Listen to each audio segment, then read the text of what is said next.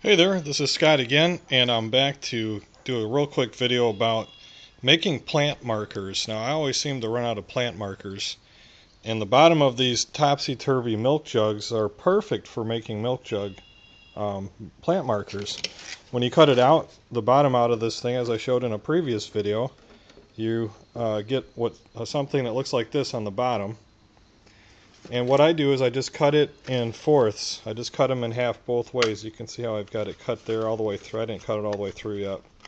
But I cut it into fourths, and I end up with a little pile like this. And these four, I can actually make four, probably make more, but I like to have big bold writing so I can read my own writing. You can actually make at least four plant markers with these things. This is what it looks like when they're cut up into quarters. And after that, what I do is I take it and I trim it. So if that was there, I would just go ahead and trim this part. I just use scissors for this. It's a little bit easier than using a knife. And then I use one of my favorite tools, which is the heat gun. My favorite tools for plastic, that is. I use my heat gun and I heat up my screw here just like I did for the holes when I did these holes here. And I just pop a hole right here with my heat gun, and make sure you wear a glove because it just does get really hot. And my last step before I mark it is to cut a slot from here to here, and what the end result looks like is this. And if you can see, I've got the hole in the center. I just took scissors and I cut this little slot here, and what you do is you just hang these right on. I'm going to have to zoom in real close because I'm holding it with one hand.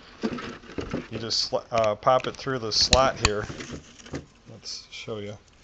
And so when you hang the unit up, now you can see what plant you have hanging up. I've got a whole bunch of tomato plants of different varieties. So, and the reason I have that slot there instead of just, or the hole I should say, instead of just putting it on a slot, I get pretty heavy winds here, and if I don't put that hole there, then it just blows right off. But with the hole in there, I've had one yet to blow off. I am using, obviously, magic marker. You could use grease pencil.